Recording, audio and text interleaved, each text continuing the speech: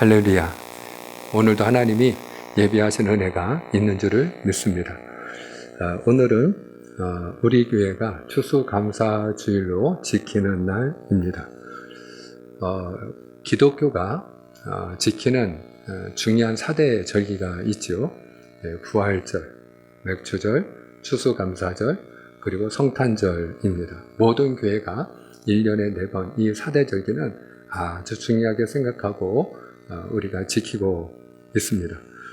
그런데 부활절과 성탄절은 예수님 오신 이후에 우리가 지키는 절기이라면 감사절인 맥추절과 이 추수감사절은 예수님이 오시기 전부터 이미 구약시대에 특별히 출애굽한 이스라엘 백성들에게 하나님이 내 백성이라면 마땅히 너희가 지켜야 된다. 그리고 우리에게 명령하신 그 절기가 바로 맥추절과 추수감사절입니다. 우리 하나님이 명령하신 말씀을 같이 확인하기 원합니다. 출애굽기 23장 16절 말씀 우리 함께 읽겠습니다. 출애굽기 23장 16절 시작. 맥추절을 지키라. 이는 내가 수고하여 밭에 뿌린 것의 첫 열매를 거둠이니라. 수장절을 지키라. 이는 내가 수고하여 이룬 것을 연말에 밭에서부터 거두어 저장함이니라. 아멘. 수장절을 지키라. 너희가 연말에 거두어 저장함이니라. 말 그대로 거둘 숫자, 저장할 장자, 거두어 저장하고 하나님 앞에 나와서 너희가 감사함으로 제사를 드리라. 그렇게 하나님이 명령하셨습니다. 역사적으로도 이 추수감사절은 의미가 있는데요. 미국의 경우에는 11월 넷째 주 목요일을 추수감사절로 정해놓고 그날을 공휴일로 빨간 날짜로 정해놓고 그리고 그들은 추수감사절을 지킵니다. 그 다음 날인 금요일은 블랙 프라이데이라고 해서 그들이 연휴로 같이 쉬면서 그 즐거움을 함께 나누고요.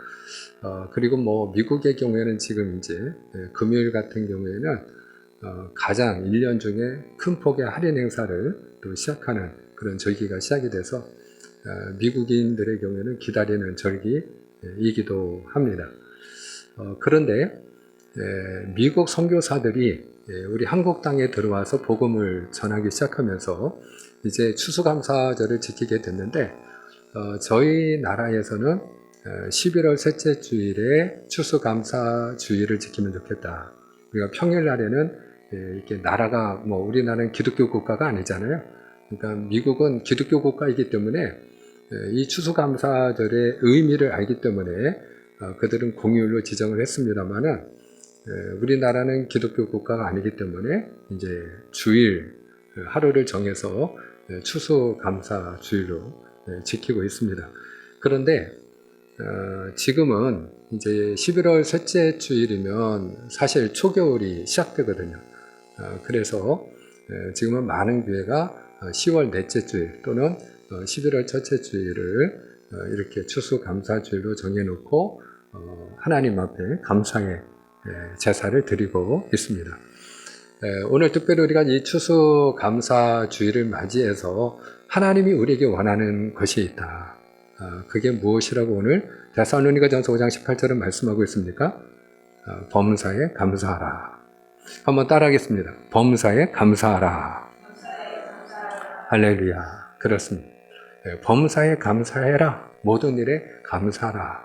하나님이 우리에게 원하는 뜻이라고 말씀하세요. 이게 너를 향한 나의 뜻이야. 그렇게 하나님이 말씀을 하십니다. 그러면 왜 하나님은 모든 일에 우리에게 감사하라고 이렇게 명령을 하시는 것일까? 왜 그것이 너를 향한 나의 뜻이라고 그렇게 간절하게 말씀을 하고 계시는 것일까? 크게 두 가지 이유가 있습니다. 첫 번째는 우리가 감사할 때 마귀가 틈을 타지 못하기 때문에 그렇습니다. 마귀는 우는 사자같이 두루 다니며 삼킬 자를 찾는다고 그렇게 우리에게 성경은 경고합니다. 그렇죠. 배고픈 사자가 사냥을 할 때는 항상 이렇게 틈을 엿보는 거죠. 딴짓하는 놈, 또 먹느라고 정신 팔린 그런 놈이 있으면 그 틈을 노리는 거죠. 그런데 아무리 연약한 초식동물이라 할지라도요, 그 초식동물이 경계를 하고 그리고 우는 사자가 자기에게 다가오는 것을 알면 그 사냥은 성공을 못한답니다. 아무리 연약하다 할지라도 그 사자를 발견하고 그 초식동물이 죽을 힘을 다해서 뛰기 시작하면 그 사자가 잡지를 못한다. 그래서 만약에 먼저 우는 사자가 발각이 됐다. 그러면은 뭐 아무리 연약한 동물들이라 할지라도 그들이 무리를 지으고 그리고 죽지 않는다는 거예요. 그러면 누가 사냥감이 되고 먹잇감이 되느냐? 결국 틈을 보이는 짐승이 결국 먹잇감이 된다는 거죠. 그런 의미에서 이 마귀는 언제 틈을 타느냐? 우리 마음속에 불만이 생기기 시작할 때입니다. 언제 마귀가 틈을 탄다고요? 우리 마음속에 불만이 있을 때. 감사를 잊어버리고 내 마음에 불만이 생기기 시작할 때입니다. 아담과 하와를 뱀이 미혹을 하죠. 그래서 이 아담과 하와가 결국 뱀의 미혹에 넘어가서 선악과를 따먹게 되고 하나님의 진노를 사게 되고 에덴에서 쫓겨납니다. 그래서 그 이후로 아담의 후손인 우리 모든 인간들은 한 번은 죽는 그런 운명이 되고 말았죠. 자, 그런데 이 아담과 하와가 왜 뱀의 미혹에 넘어갔을까? 물론 우리가 이렇게 겉으로 보기에는 그 선악과를 먹고자 하는 탐심, 보암직하고 먹음직스러운 과일이었다. 그들이 느낀 것처럼 그 먹고자 하는 탐심과 욕심이 있었기 때문이다. 이렇게 이제 이야기할 수 있지만 조금 더 깊이 근본적으로 우리가 그 뿌리를 들여다보면 사실은 아담과 하와가 이 뱀의 미혹에 넘어간 결정적인 이유는 뭐냐? 그들의 마음속에 하나님에 대한 불만이 있었기 때문이다 하는 것이. 만약에 그들이 하나님이 그들에게 주신 모든 것, 그 선악과를 제외한 모든 것을 하나님이 주셨잖아요. 하나님이 주신 그 모든 것을 인하여 이미 우리는 충분하다. 선악과가 아니라 할지라도 그거 안 먹어도 돼. 왜냐면 하나님이 주신 게 너무 많기 때문에 그 모든 과실을 다 먹어보는 것도 쉬운 일이 아니야. 그러니까 그 모든 하나님이 주신 그 양식을 뭐 날마다 이렇게 새로운 양식을 먹어도 날마다 새롭게 먹을 수 있기 때문에 그들의 마음속에 이미 주신 은혜가 충분합니다. 그렇게 그들이 그 감사한 마음이 있었다면 아무리 뱀이 와가지고 야 너희들 저 선악과 먹고 싶지 않냐? 저거 따먹으면 어떻게 되는지 알아? 그리고 아무리 미혹을 해도 소용이 없었을 거예요. 왜? 아 괜찮아. 관심 없어. 왜? 우리가 그 선악과 아니어도 먹을 게 너무나도 많은데 뭐 하나님이 주신 게 너무 차고 넘치는데 뭐 그러니까 그들이 결과적으로 이 원수 마귀에게 넘어간 이유는 뭐냐? 왜 하나님이 저거는 못 먹게 하냐 이거죠. 왜 하나님이 뭐 다 주신 건 좋은데 이왕이면 저것도 예외 없이 저 동산 중앙에 있는 선악과도 따먹으라고 하지 왜 그거는 못 먹게 하냐 이거예요. 그래서 그 마음속에 불만이 자리를 잡았을 때 마귀가 틈을 타고 그리고 그 불만이 있는 것을 보고 이 뱀이 다가온 것을 우리가 알 수 있어요. 그리고 그 불만이 있을 때 넘어지는 거예요. 결국 마귀의 올무에 걸리는 거예요. 시험에 드는 것이. 이스라엘 백성들이 애굽 땅에서 나왔을 때 하나님은 그 이스라엘 백성들을 가나안 땅으로 들여보내고자 하셨어요. 그들을 꺼내실 때는 이미 하나님의 목적이 있었어요. 그건 가나안 땅이에요. 자, 그런데도 불구하고 그 애굽 땅에서 나올 때 20세 이상의 사람들은 대부분 여호수아와 갈렙 이외에는 가나안 땅에 못 들어가요. 그들이 왜 가나안 땅에 못 들어갔느냐? 물론 가데스 바네아에서 그들이 정탐꾼을 보내고 돌아왔을 때 하나님에 대한 불신앙을 가지고 그들이 믿음을 갖지 못하고 들어가지 않았기 때문에 40년 동안 광야 생활을 한 것으로 나와 있습니다만은 또 우리가 그렇게 알고 있습니다만은 그 전에 이미 그들의 마음속에 하나님에 대한 불만이 있었어요. 그들이 당장 광야에 나왔을 때 아무것도 없잖아요. 먹을 게 없잖아요. 근데 하나님은 그 백성을 살리기를 원하셨고 그 백성을 하나님은 책임지시는 하나님이셨어요. 그래서 하늘에서 하나님이 만나를 내려주셔요. 그런데도 불구하고 이스라엘 백성들이 하나님이 그 주신 만나로 인하여 감사할 줄 모릅니다. 그 마음에 불만을 가지고 얘기하기 시작해요. 만나밖에 없다는 거죠. 만나 외에는 보이는 게 없다라는 것이에요. 그러면서 그들이 애굽을 그리워해요. 결과적으로 그들이 하나님에 대한 그 불만이 있을 때, 하나님이 우리를 애굽에서 이끌어내셨으면 우리가 애굽에서 먹던 그 모든 것들보다 오히려 더 많은 걸 주셔야지. 만나 외에는 우리가 먹을 게 없는데 이거 가지고 우리가 40년 동안 먹으란 말이냐. 그 마음속에 불만이 있을 때 결과적으로 그들은 하나님이 들어가라고 보여주신 그 젖과 꿀이 흐르는 땅을 보고 와서도 하나님이 우리를 이끌어내신 건 여기서 우리를 죽여 매장하기 위함이다. 거기 들어갔다가는 우린 죽는 거다. 그리고 하나님을 불신하고 결과적으로 40년 동안 그 광야에서 방황하다가 죽음을 맞이하게 되지 않습니까? 예수님의 12 제자로 택함을 받는다는 것. 여러분, 이보다 더 큰 영광이 있을까요? 예수님의 12 제자 가운데 한 사람이 된다는 것.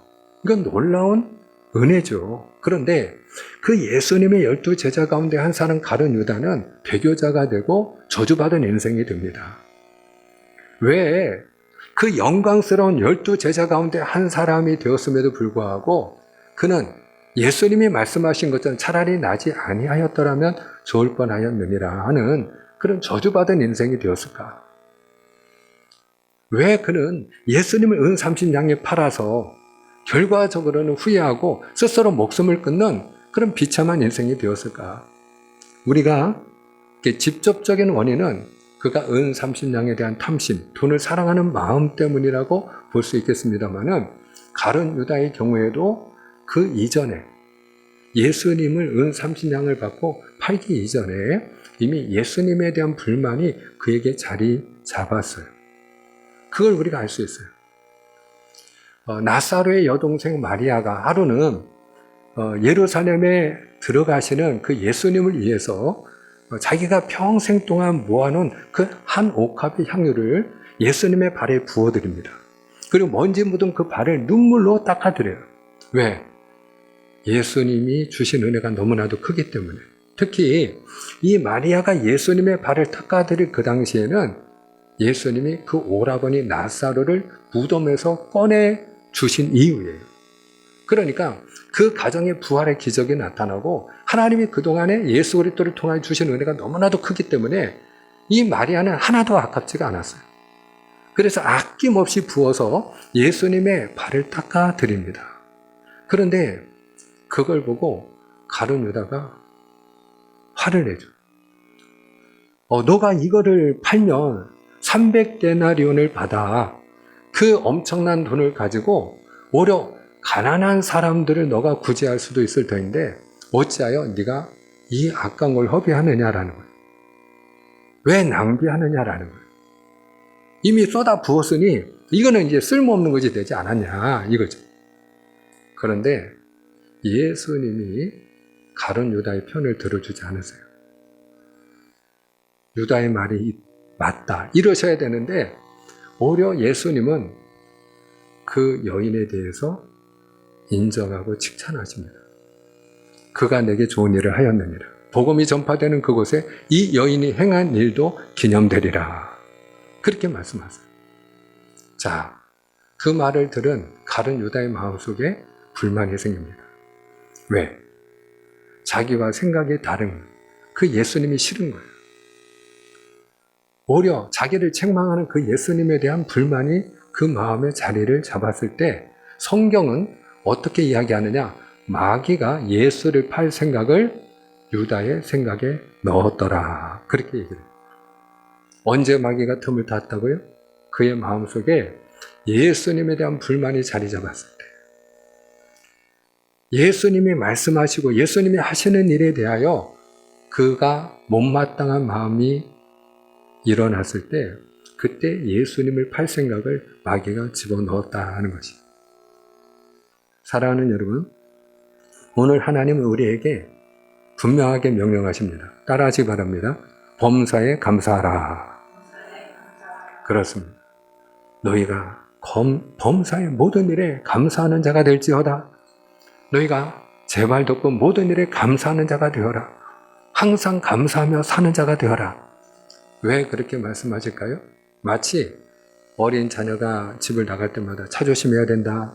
그리고 엄마가 날마다 똑같은 소리, 잔소리 같아도 듣기 싫은 소리여도 또 하고 또 하고 차 조심해. 그리고 뒤통수 다대고 또 얘기하고 또 얘기하는 것처럼 하나님께서 우리에게 항상 범사에 감사하라고 모든 일에 감사하라고 반복해서 하나님이 말씀하시는 이유는 뭐냐?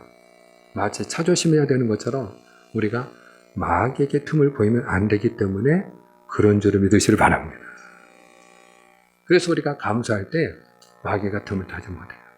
마귀가 그를 넘어뜨리지 못해요.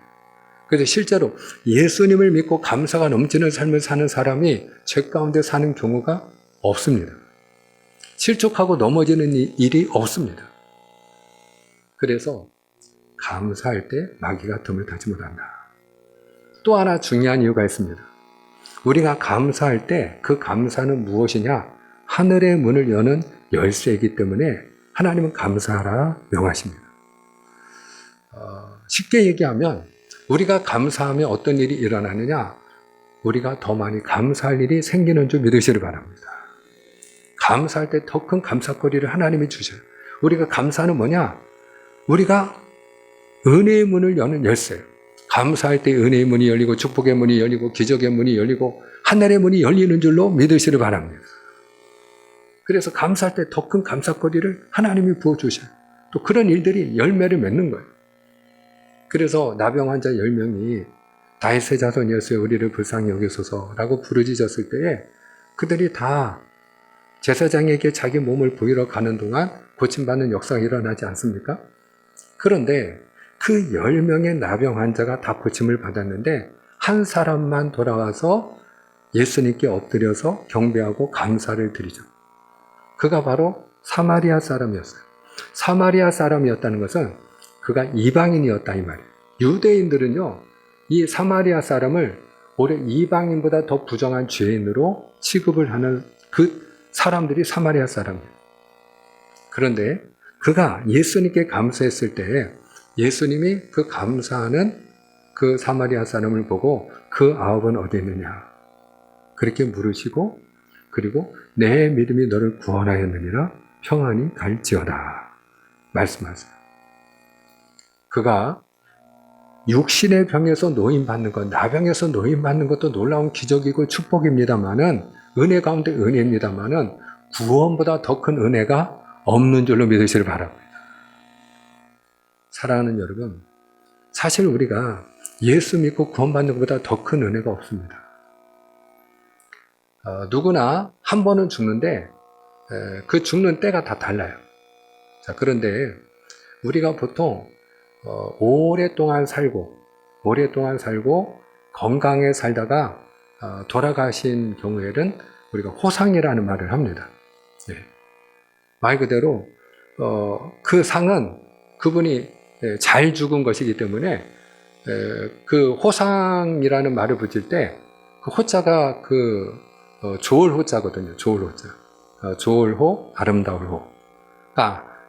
우리가 볼 때 좋은 호고, 그건 좋은 상이고, 그리고 아름다운 상이라는 거예요. 잘 죽은 거라는 거죠.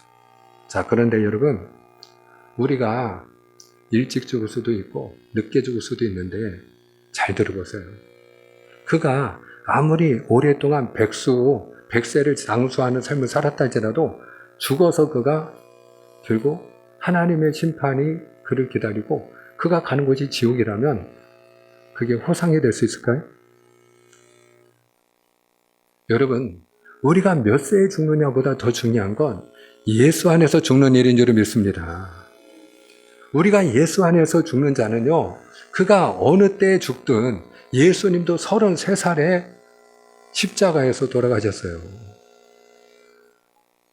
사랑하는 여러분, 우리가 몇 세에 죽든지 간에 예수 안에서 죽어 천국 가는 인생, 그가 바로 호상인 줄로 믿습니다. 그가 잘 살다가 잘 죽은 인생이에요. 그러니까 우리가 이 구원받은 은혜보다 더 큰 감사의 제목이 없는 줄을 믿습니다. 그 유튜브를 하는 목사님 가운데 김동호 목사님이 계세요. 그분이 높은 뜻 숭의교회에서 목회하시다가 은퇴를 하시고 그리고 이분이 이제 유튜브를 통해서 지금은 날마다 기막힌 새벽이라고 하는 타이틀을 가지고 은혜를 나누고 계십니다. 근데 이분이 지금은 나이가 이제 70세이신데 38살 때 당뇨가 생겨요. 그러니까 30년이 넘게 이분은 당뇨를 가지고 살아오신 분이에요. 또 본인이 2년 전에 그 유튜브를 시작하기 전에 암을 발견하게 되는데 이분의 몸속에 3개의 암이 생깁니다. 첫 번째가 폐암이고요. 두 번째가 전립선 암이고요. 세 번째가 갑상선 암입니다. 이 암이 3개나 이제 이분의 몸속에 생기게 돼요. 물론 그 당시에 암 2기로 그래도 초기에 속한 편이었습니다만은 암은 암이잖아요. 그러면서 이 의사가 목사님 스트레스 많이 받으셨습니까? 그리고 질문을 하더라는 거죠. 근데 그 질문이 이렇게 와닿더래요. 왜냐하면 본인이 목회 사역하면서 고민하고 또 목회 사역하면서 스트레스 받고 또 밤잠을 이루지 못하고 했던 그런 시간들이 이렇게 기억이 나더래요. 그러니까 자기는 목사이기 때문에 담배를 피운 일이 한 번도 없기 때문에 자기가 왜 담배도 피우지 않는데 내가 폐암에 걸립니까? 이렇게 이제 질문을 했는데 이 담배 못지않게 더 몸에 해로운 게 스트레스랍니다. 스트레스. 그러니까 이분이 그 이제 암 수술을 하고 나서 본인이 이제 날마다 이게 어떻게 하면 내가 이제 암을 치료하고 건강하게 지낼 수 있을까 이렇게 유튜브 찾아보고 네이버 검색하고 그러다 보니까 삶이 피폐해지더래요. 왜? 날마다 자기가 암을 생각하니까 날마다 자기가 이제 죽어가고 있는 거예요. 근데 이분이 한순간 생각을 바꿨다는 거예요. 결국은 하나님이 부르시면 그 부르시는 날 우리가 하나님 앞에 가는 건데 내가 하나님이 부르시는 날이 오늘이 됐든 내일이 됐든 하나님이 내게 허락하니 그 시간 동안 내가 하나님이 기뻐하는 삶을 살아야지. 하나님 앞에 내가 오늘 하루를 하나님이 내게 허락하신 것을 감사함으로 살아야지. 그리고서 하나님을 묵상하고 하나님의 말씀을 묵상하고 본인이 그 말씀을 묵상한 것을 은혜를 나누는 일을 시작했는데 그것이 날마다 기막힌 새벽이에요. 지금은 구독자가 20만 명입니다. 지금 한국교회 어느 목사님보다 현역으로 활동하고 있고 많은 영향력을 미치고 있고 대형교회로 목회하고 있는 그 어느 목사님보다도 많은 그런 구독자를 이분이 가지고 놀라운 영향력을 끼치면서 오히려 본인이 더 큰 사역을 감당하고 계세요.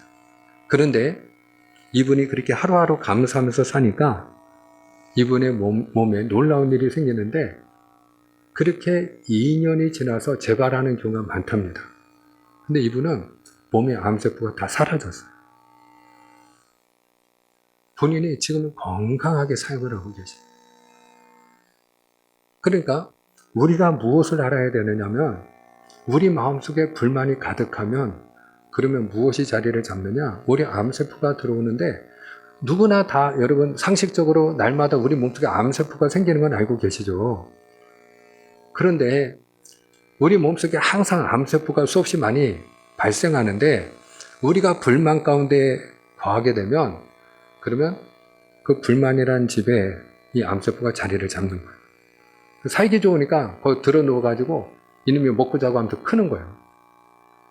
그런데 우리가 감사는 하나님의 사람이 되면 여러분 감사는 무엇과 같으냐? 빛과 같은 거예요. 빛. 빛이 들어오면 어둠은 물러가는 줄 믿습니다. 그러니까 자연스럽게 괴사하는 거예요. 암세포가 자리를 잡을 자리가 없는 거예요. 암세포가 아무리 우리 몸속에 들어와도 감사하는 사람의 그 심령 속에 그 기쁨이 넘치고 감사가 넘치는 사람은 이미 암세포가 들어오면 다 때려잡는 거예요. 암세포가 살아남을 수가 없는 거예요. 구조적으로. 신체, 체질상으로 암세포가 자리를 잡을 수 없다는 거예요.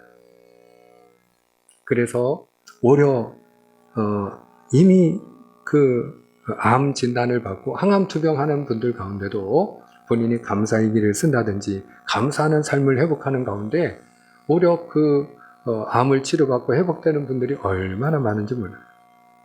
사랑하는 여러분, 우리가 감사할 때 더 큰 감사가 일어나는 줄로 믿으시를 축원합니다.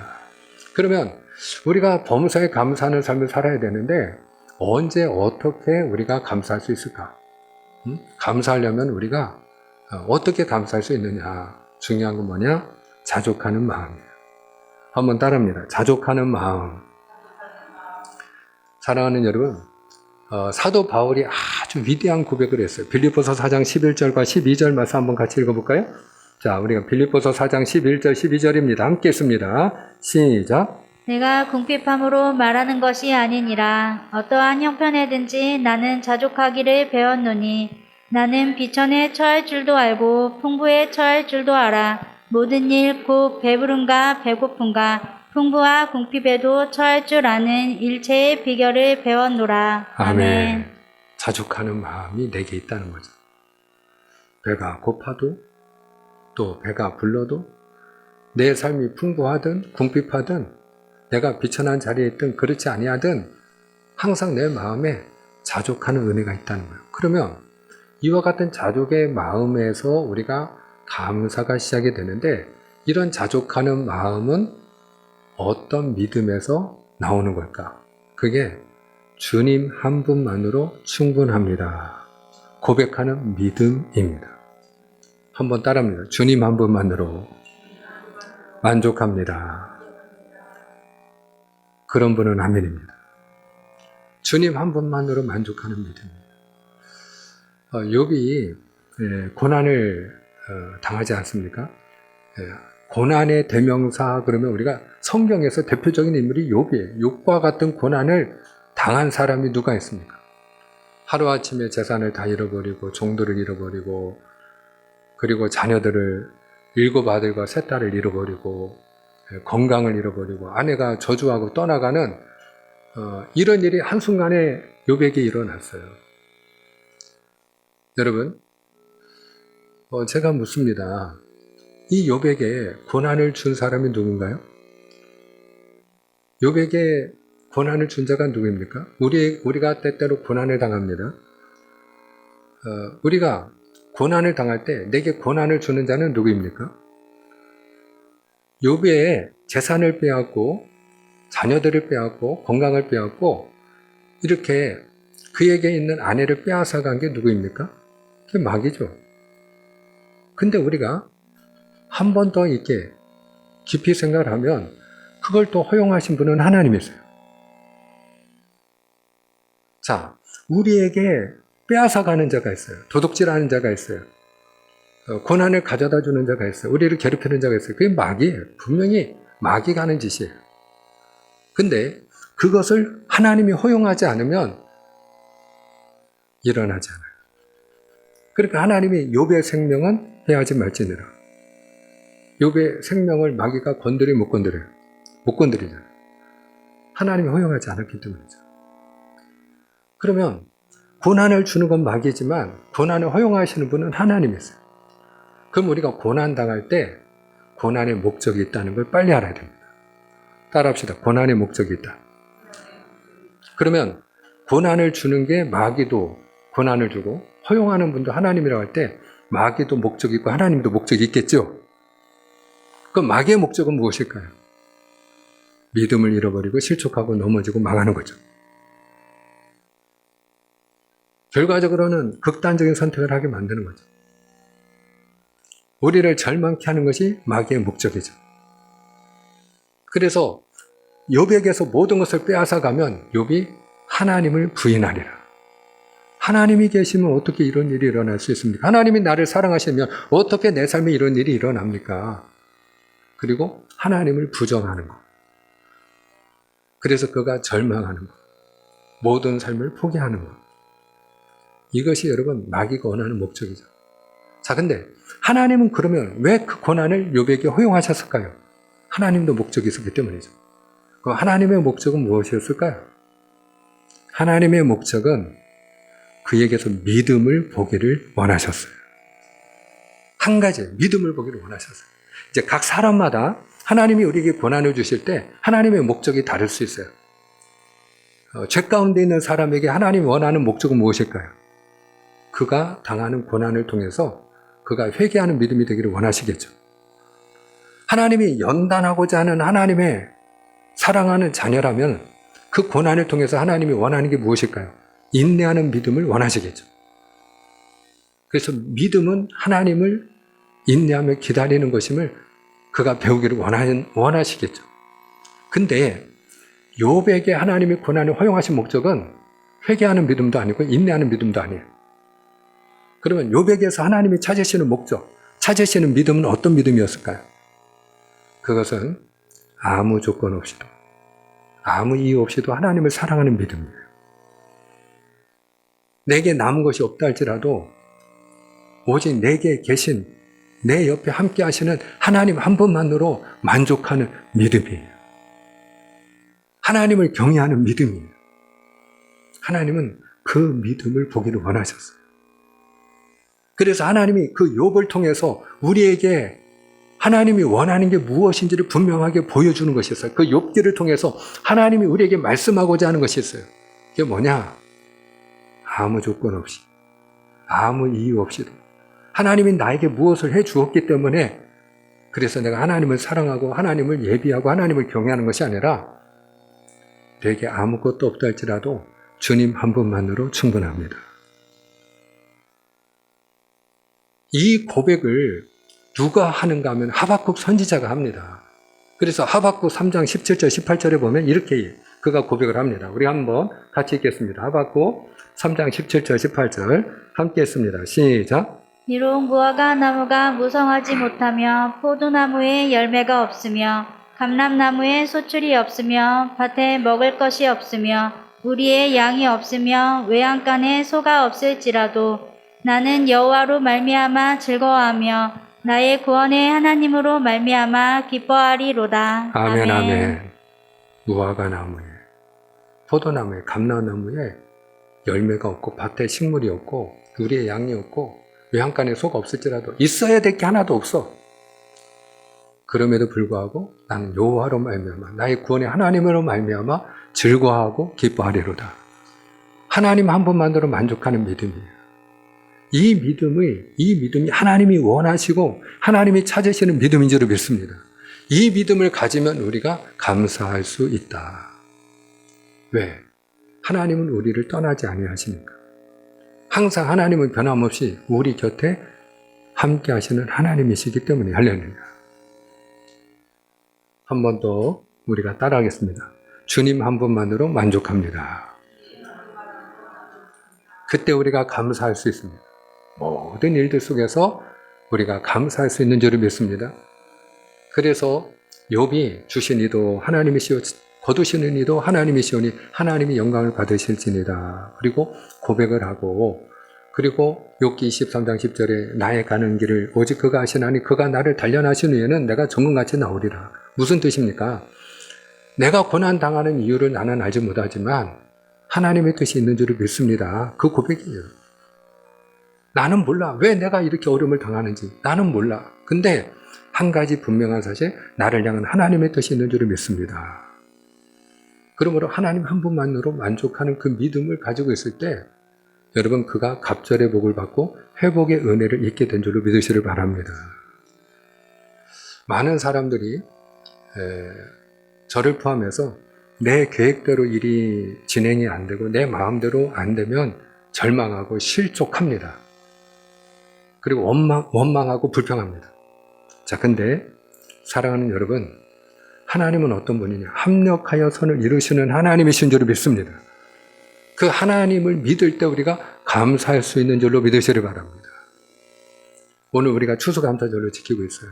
근데 역사적으로는 이 추수감사절의 유래가 1620년 영국에서 청교도들이 그 신대륙인 미국으로 건너가면서, 그러면서 그들이 그 땅에서 1년이 지나 102명이 메이플라워를 타고 건너갔는데 1년이 지나서 절반 이상이 풍토병으로도 죽고 영양실조로 죽고 죽습니다. 그럼에도 불구하고 그들이 하나님 앞에 우리에게 주신 은혜를 기억하고 그들이 하나님 앞에 감사함으로 인해서 그래서 이제 그날을 기념해서 추수감사절을 우리가 지키고 있지 않습니까? 자, 그런데 우리가 여기서 한 가지 보아야 될 게 있어요. 그게 뭔가 하면은 이 청교도들이 신대륙 미국으로 건너갈 때 이미 그때 영국이 이 신대륙을 발견하고 신대륙을 개발할 때예요. 그러니까 많은 탐사대가 가 있었어요. 근데 많은 탐사대가 가 있었는데 그 중에 그 영국인들이 제일 많이 간 곳 중에 한 군데가 뉴저지입니다. 허드슨 강에 있는 뉴저지. 그러니까 이 청교도들도 당연히 자기 본국에서 개발하고 있는 그 신대륙 가운데 뉴저지라고 하는 곳을 알고 있기 때문에 거기로 가자고 한 거예요. 거기를 목적지로 삼았어요. 왜? 거기 가면 우리 영국 사람들이 있으니까. 그리고 새로운 대륙에 가서 본인들이 이미 제도화되고 정교화된 영국 교규에 그들이 매이지 않고 성경적으로 하나님 중심으로 하나님을 섬길 수 있다는 그런 꿈을 가지고 비전을 가지고 그들이 건너가게 됩니다. 그러니까 그들의 목적지는 어디예요? 미국은 미국이지만 뉴저지예요. 거기에 가야 우리 동족이 있는 거예요. 우리 영국 사람이 거기에 가야 있는 거예요. 그러니까 고생하지 않고 쉽게 정착을 할 수 있는 거예요. 근데 그들이 도착한 곳은 뉴저지가 아닙니다. 플리머스입니다. 그 플리머스는 뉴욕과 보스턴의 중간에 있는 도시인데요. 이 뉴저지에서 북쪽에 있어요. 그러니까 이 선장이 뉴저지 항구에다가 그들을 내려줘야 되는데 거기까지 더 내려가지 않고 중간에 그냥 그 위쪽에다가 떨궈주는 거예요. 그러면서 여기가 당신들이 오려고 했던 뉴저지입니다. 그러니까 아무 생각 없이 그들이 다 내렸어. 내리고 보니까 거기는 자기들이 오려고 했던 뉴저지가 아닌 거예요. 얼마나 이게 여러분 황당하고 절망적인 일입니까? 자, 그런데 여러분 그게 오히려 전화위복이 됩니다. 오히려 그 일을 통해 그들은 하나님의 인도하심을 경험하게 됩니다. 왜 그런지 아세요? 그 영국 탐사대가 뉴저지에 가서 그들이 온갖 만행을 저질러요. 인디언들을 다 쓸어버리는 거예요. 다 죽이는 거예요. 그래서 인디언하고 전쟁이 일어나가지고 인디언들이 백인이라고 하면 그냥 다 죽이는 거예요. 거기가 뉴저지였어요. 그들이 만약에 처음에 그들이 계획한 대로 뉴저지에 도착했다면 그들은 인디언의 공격을 받고 살아남지 못했을 겁니다. 근데 여러분들이 알고 있는 것처럼 그들이 추수감사 예배를 드릴 때 누구를 초청해서 하나님께 예배를 드렸죠? 인디언들을 초청해서 예배를 드리잖아요. 왜 그들이 인디언을 초청해서 예배를 드렸죠? 인디언들이 그들이 잘 정착할 수 있도록 도와줬기 때문에. 왜? 그 플리머스는 그렇게 영국 사람들한테 고통을 당하고 그런 인디언이 아니야. 말 그대로 개척지야, 개척지. 그러니까 그들이 그곳에 처음에 도착을 하니까 인디언들이 먹을 것이 없으니까 먹을 것을 갖다 주고 그리고 그들이 정착할 수 있게 도움을 주고 씨앗을 주어서 그 옥수수 씨앗을 심어서 그래서 그들이 나중에 그 수확을 하고 자기들을 살게 도와준 인디언들을 초청하고 그들과 함께 기쁨으로 하나님께 예배를 드리는 일이 일어납니다. 그러면서 이 청교도가 잘 정착하고 그들이 믿음 안에서 많은 선한 영향력을 끼치면서 여러분이 알고 있는 미국의 아이비리그, 대표적인 세계적인 명문 대학들, 대표적인 그 8개 명문 대학이 그 청교도들이 도착한 그 플리머스를 중심으로 한 그 뉴욕, 보스턴 그 주변이 다 그 청교도들이 처음에 도착해서 개척한 지역이거든요. 그 동부 지역에 다 그 아이비리그 대학들이 있습니다. 그래서 그 아이비리그 대학들이 다 그 청교도 정신, 그 기독교 정신에서 지금의 하버드대라든지 예일대와 같은 이런 대학들이 지금도 선한 영향력을 미치고 있는 거예요. 맺고자 합니다. 사랑하는 여러분, 때로는 내 생각대로, 내 계획대로 안 되면 우리는 너무 속상한 나머지 실망하기도 하고 그리고 좌절하기도 합니다. 그런데 여러분, 그럼에도 불구하고 모든 걸 버무리셔서 합력하여 선을 이루시고 우리를 선한 길로 인도하시는 하나님을 믿으시기를 축원합니다. 그래서 그 하나님을 믿고 항상 감사할 때 지금은 내 마음대로 안 되는 것 같아도 오히려 그것이 전화위복이 되고 하나님의 은혜가 임하고 하나님의 축복이 되는 줄 믿습니다. 감사함으로 더 큰 감사가 넘쳐나기를 주님의 이름으로 축복을 합니다. 기도하겠습니다.